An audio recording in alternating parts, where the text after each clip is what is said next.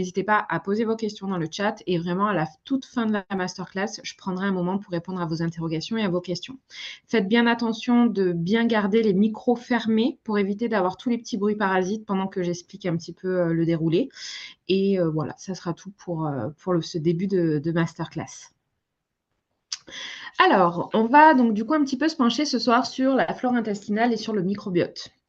Donc, la flore intestinale, c'est vraiment une clé incontournable de notre santé. Ça a été pendant des années et des années et des années pas vraiment pris en compte par le système médical jusqu'en 2020, je crois.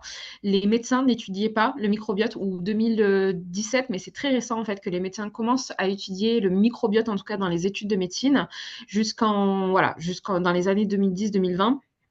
C'était un peu mythe et légende, même s'il y avait de plus en plus d'études scientifiques qui commençaient à sortir sur le microbiote, sur la flore intestinale, sur l'importance qu'elle peut avoir dans notre santé. Ça a mis beaucoup de temps à arriver. Je crois que c'est depuis, dans ces eaux-là, entre 2010 et 2020, j'ai plus la date exacte, que maintenant, la flore intestinale, le microbiote, est reconnu comme un organe à part entière du système digestif. Ce n'est plus une part intégrante de l'intestin, c'est vraiment reconnu comme un organisme à part entière. Donc, de quoi est constitué en fait le microbiote, la flore intestinale? Donc, le microbiote et la flore intestinale, c'est un nombre de bactéries qui est juste hallucinant.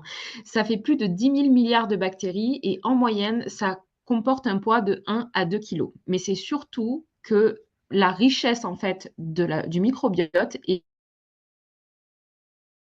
juste exceptionnelle parce que ça permet la synthèse de vitamines et de minéraux. Ça permet donc de trier le surplus des déchets que va générer le foie. Ça fait 70% de notre système immunitaire.